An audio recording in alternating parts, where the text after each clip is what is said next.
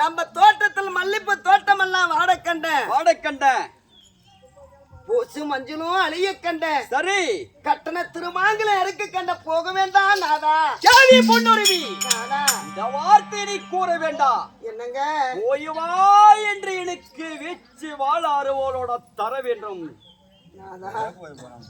பாத்தி வரம் கொடுத்து உண்மைதான் அம்பவன் கையில் கொடுக்க வேண்டும் உண்மைதான் இருடைய முஜவல பராகரித்து வைத்து உனக்கு தெரியாதா என்ன அப்படி இருந்தாலும் சத்திரிய குலத்திலே பிறந்தவன் ஒவ்வொருத்தரும் சாவுக்கு அஞ்சுவான் இல்ல நீங்க அஞ்சாத கூட இருங்க அப்படி போய் அக்கிரமத்துல அழிந்து சாவுதான் இருந்தா சாவுங்க ஆனா என் கையினால் அரமனைக்கு சென்று பாலை எடுத்துருவாரு அப்படி பாலை இருந்து விட்டு பிறகு சொல்லுங்க அகட்டும் தேவி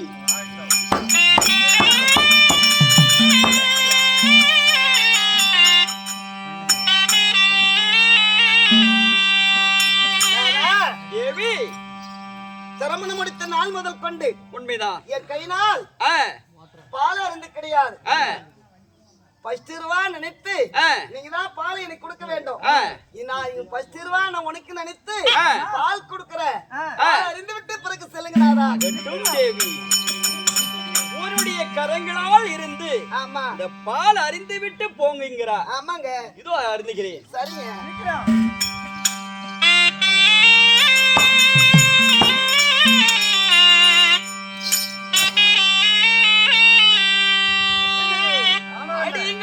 படி பாலையில்தான் காலிபடி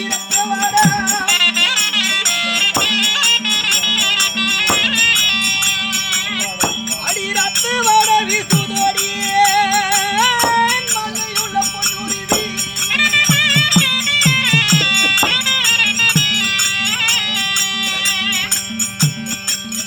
அடிங்கார படி பாலையில்தான்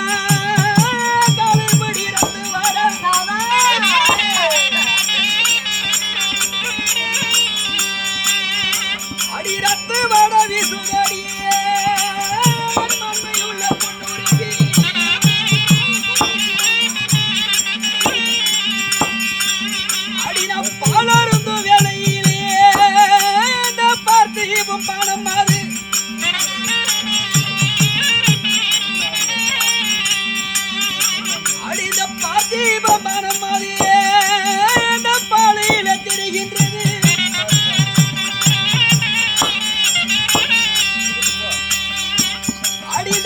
தீபபானம் மாதிரியே பாலையில தெரிகின்றது.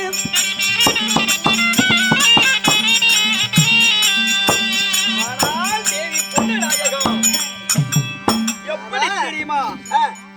பால் அருந்தலாம் என்று சொல்லி என்னுடைய முகத்துக்கு கொண்டு போகின்ற பொழுதும் சரி அரைப்படி பாலிலே கால்படி ரத்த வாடை. இந்த பாலிலே ஏன் தெரியுது தெரியுமா? பார்த்திபனுடைய முகமானது எரிகின்றது. இதிலே பாலிருந்து வேலையிலே பார்த்திப முகம் தெரிகிறது. கர்ணா குருசித்திர பீடபூமிக்கு வரவில்லையா? நேரம் இல்லையா? இப்படி என்று சொல்லி என்ன கூவி அழைக்கின்றது போல இருக்கின்றது. பெண்ணே தேவி, நான் சமருக்கு செல்ல வேண்டும், போருக்கு போக வேண்டும், எனக்கு விடை கொடு.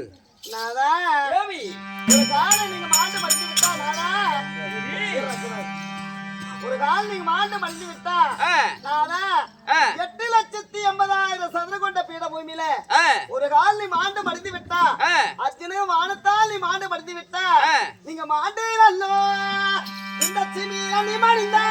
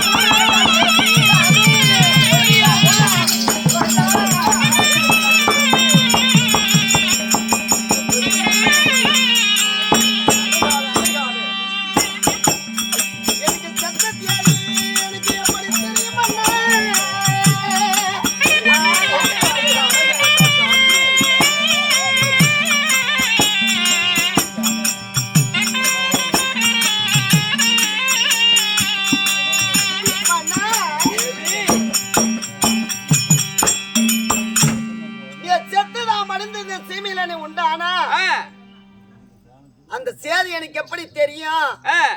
நீ மாண்டதான் நீ மடிந்தது உண்டானா?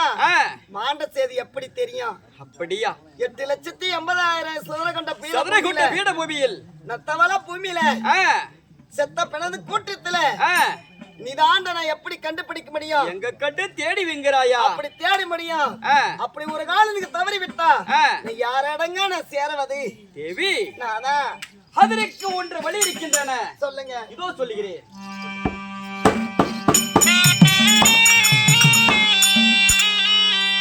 அடி நாம் மாண்டூர் அல்ல நாம் மடிந்த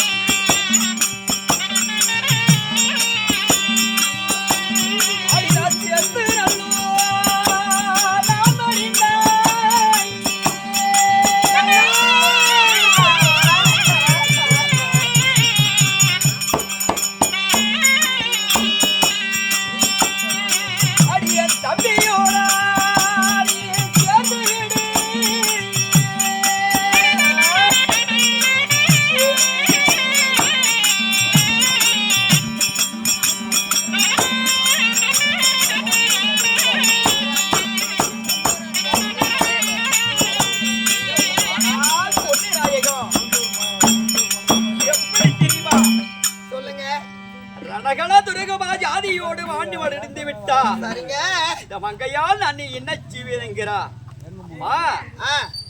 என்னுடைய மகனாக வந்து விஷ்ணுகேதும் நானும் நான் எங்க பழிப்பேன் என்று சொல்கிறாயா? தேவி என்னுடைய தம்பிமார்கள் இருக்கின்றார்கள், பாண்டவர் பக்கம் சேர்ந்து விடு. எவ்வளவு பாசம் சூரியன் பக்கம் சேர்ந்து விட்டா அதிரமுத்து காலாகி விடுவான். தேவி நீ மாண்டு ஒரு காலம் அடைந்து விட்டா தம்பிமாரோடு சேர்ந்து விடு. துரியின் பக்கம் சேரவே சேராத அப்படின்னு சொல்றிய நாளா உண்மைதான். தம்பி மேல இவ்வளவு பாசத்தை வைத்தோம் பிறகு தம்பி கிட்ட சண்டை போவது நியாயமல்லையா? பொண்ணுருவி செஞ்சோத்து கடலுக்கு நான் வஞ்சகம் செய்ய வேண்டும். துரியனுக்காகவே என்னுடைய சடலமானது எத்தனை சொன்னாலும் நீங்க நிக்க போறது கிடையாது. ஒரு காலமும் முடியாது. வைக்க முடியாது. நல்லா வரம் கொடுத்த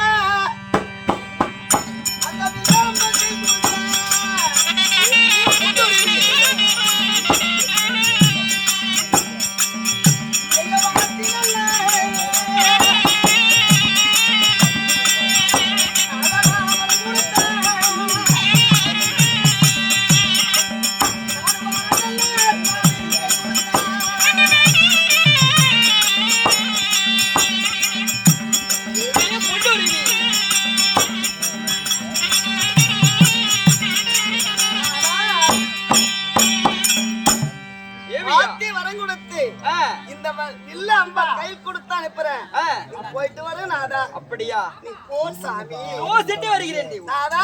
சாமி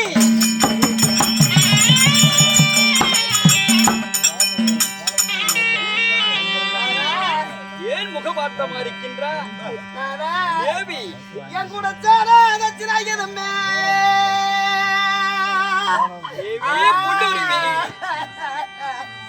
அழக வேண்டாம்.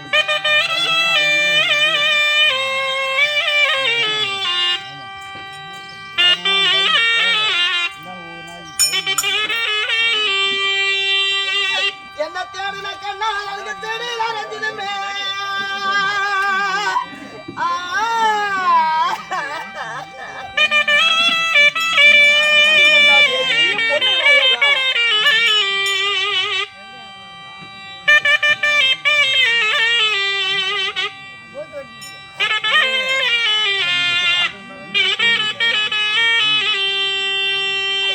அம்மனுக்கு செடி வளரப்பு மலர